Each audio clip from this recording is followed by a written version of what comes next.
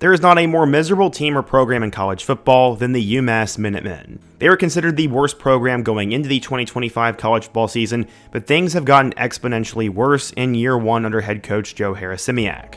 This year, the Minutemen are currently 0-11, are dead last in the MAC, and are by far the worst team in college football. What's even worse is they have not even been competitive in any of their games, as only 2 games have been decided by 1 possession, and one of them was a loss to an FCS school at home. What's also fascinating is that UMass was actually a good program when they were at the FCS level, and in today's video, we're to go through the backstory of the Minutemen, how they got so bad, where they currently are, and what the future will hold for them.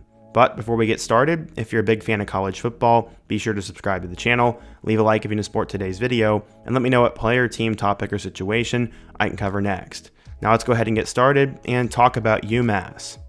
Okay, so UMass made the decision to move back to the MAC early last year and will effectively be replacing Northern Illinois as a member.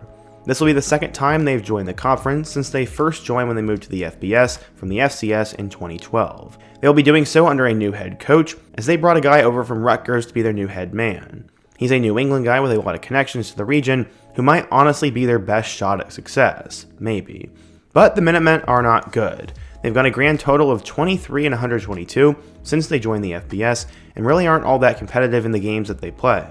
The 2 best seasons they've had since joining the FBS were 2 straight 4-8 seasons from 2017 to 2018, and part of the reason they left the MAC in 2016 to be an independent was because of how bad they were while they were members of the MAC.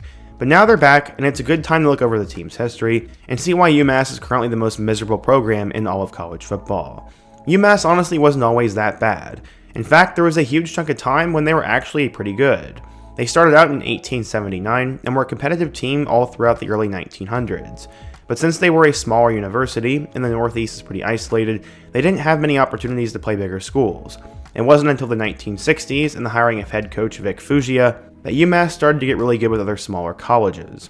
They played as a member of the Yankee Conference, which was essentially Division II at the time, and this was known as NCAA's College Division. Under that coach, the Minutemen instantly got really good, going 5-4 in his first year, then 8-0-1 in 1963, and 8-2 in 1964, winning the conference both years. They made their first bowl in 1964, which was the Tangerine Bowl, but they would lose. He'd helped UMass win the conference a total of 5 times in 10 years, and even with some rough years near the end, he never placed worse than 3rd in the conference. They then hired their next coach, Dick McPherson, in 1971, and he continued their success. He won the conference 4 times and also won their first D2 bowl game in 1972 in the Boardwalk Bowl. When the Division II adopted a playoff format, he took the Minutemen to the playoff in 1977, where they lost in the quarterfinal game. He was then replaced by Bob Pickett in 1978, and he instantly took the team to the championship game, but they lost. But the success started to get more inconsistent by the mid-80s. They went 10-12 under Bob Stool in 1984 and 1985, and even though the next guy, Jim Reed, won the conference 3 times, he never made it past the first round. Mike Hodges, the next head coach from 1986 to 1997, also never led them to the playoffs, even though they were above 500 as a team. It wasn't until Mark Whipple was hired as the head coach in 1998 that they finally broke through and won their first FCS national championship as members of the Atlantic 10 Conference. They'd make the playoffs only 2 more times in 1999 and 2003, before they decided to move on to a new head coach in Don Brown in 2004. Brown helped lead UMass to back-to-back championship games in 2006, but they lost and only made it to the quarterfinal the next year. After that, the dark age for UMass really began. Coach Brown left in 2009 to be Maryland's defensive coordinator, and UMass decided to hire Kevin Morris. Morris hovered above 500 as the head coach, and then was fired in 2012. But UMass had been flirting with joining the FBS for years, ever since they made it back to the FCS championship game, in hopes of eventually joining the Big East Conference to replace Boston College. In order to look like a more attractive team, they played some of their home games at Gillette Stadium in Foxborough, the home of the Patriots.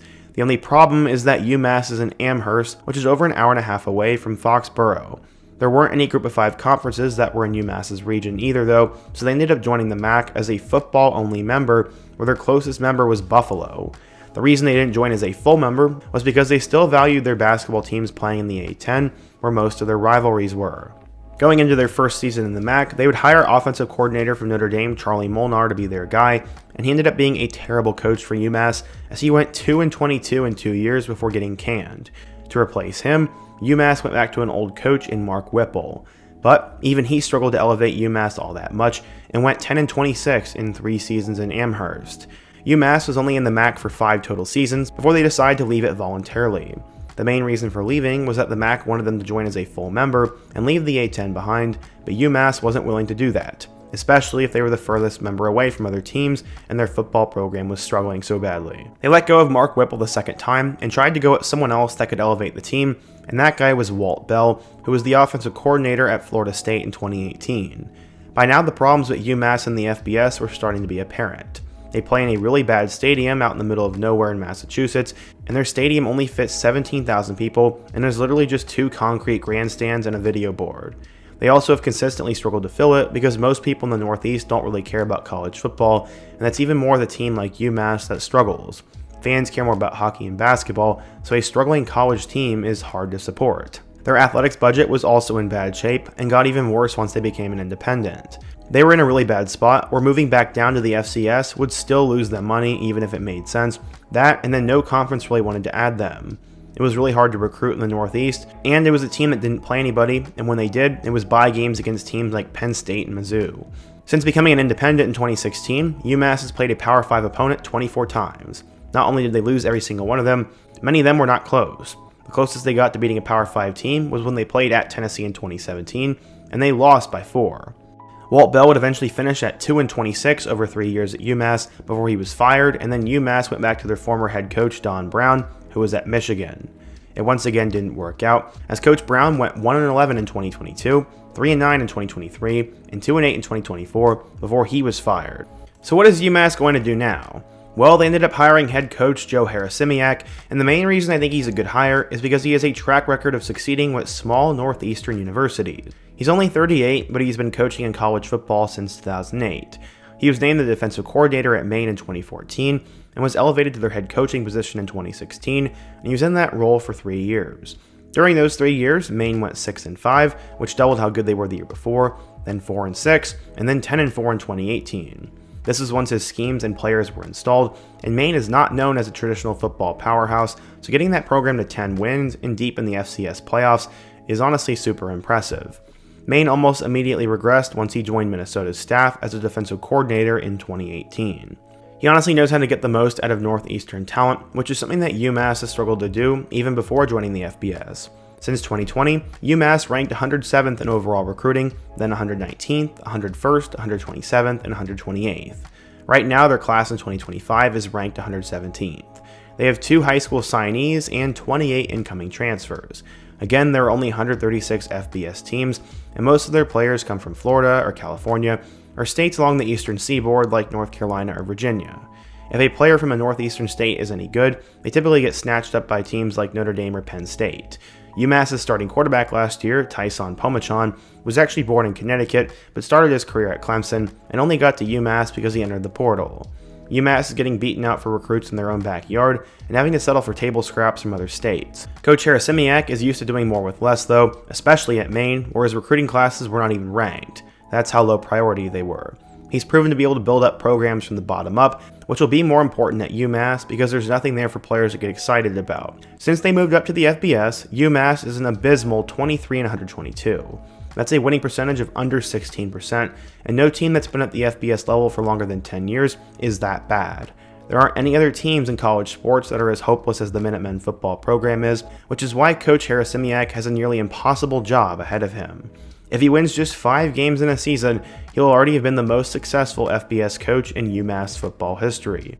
But 5 wins was just too much to ask for in year 1 for Coach Harasimiak, and we saw the writing on the wall in their very first game. The Minutemen would face off with another team from the Northeast that had a first-year head coach, and that was Temple. Temple killed them 42-10 before coming home for what should have been a tune-up game against Bryant. Bryant is not a very good FCS program, but instead of this being a tune-up game, it was a nightmare. They ended up losing 27-26, making this one of the worst losses in school history. Going into the Iowa game, they are now on their 3rd different quarterback, and it didn't go well. They got killed 47-7, and then got killed 42-6 against Mizzou. All of a sudden, by the end of September, the UMass season was already over, and they were looking worse than last year. Things would continue to be bad, as they'd lose 21-3 against Western Michigan, and then get killed by Kent State, who was usually the worst team in the country, and also had a first-year head coach. They lost 42-6 and dropped to 0-6 overall. From there, they actually played a competitive game against Buffalo, losing 28-21, but it has been worse since then. They lost 38-13 against Central Michigan, got blown out by Akron 44-10, and then lost to Northern Illinois 45-3. This past week, they faced off against Ohio, losing 42-14, and they are now currently 0-11 with an 0-7 mark in the MAC. They'll face off against Bowling Green for their final game of the season this Tuesday, and Bowling Green is also horrible, so this is their only chance at getting a win. Honestly, it looks like UMass is going to go 0-12, and there are many reasons for it, but not having any consistency is a big part of it. They have played 3 different quarterbacks in AJ Hairston, Brandon Rose, and Grant Jordan, and not only is their offense not doing anything, but their defense can't get stops, and it's just a losing culture. UMass is most definitely going to go 0-12, and I think there is very little hope on the horizon for them.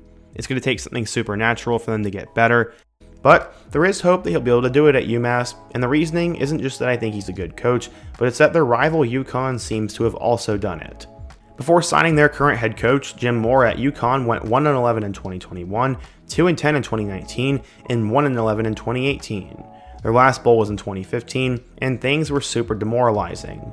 Then they brought in Coach Mora, and he was able to turn them around pretty quickly, going 6-7 with a bowl loss in 2022, and then 9-4 with a bowl win over North Carolina in 2024. The UConn program is turning around. They're already having a good season in 2025, and somehow, someway, UMass needs to follow this script. They are the worst program in all of college football, but it is a first-year head coach, so to expect anything to change would have been ludicrous. UMass will continue to go one of two ways, as they will either get worse, or they'll eventually decide to cut the program, or even move back down to the FCS level. I could see any of those 3 options happening, but what do you guys think? Why is UMass so bad at football? How do they fix things? And what topic can I cover next? Be sure to let me know down below, leave a like if you support today's video, subscribe if you're new, and check out one of the videos on the end screen. Hope to see you guys again soon, but until next time, peace.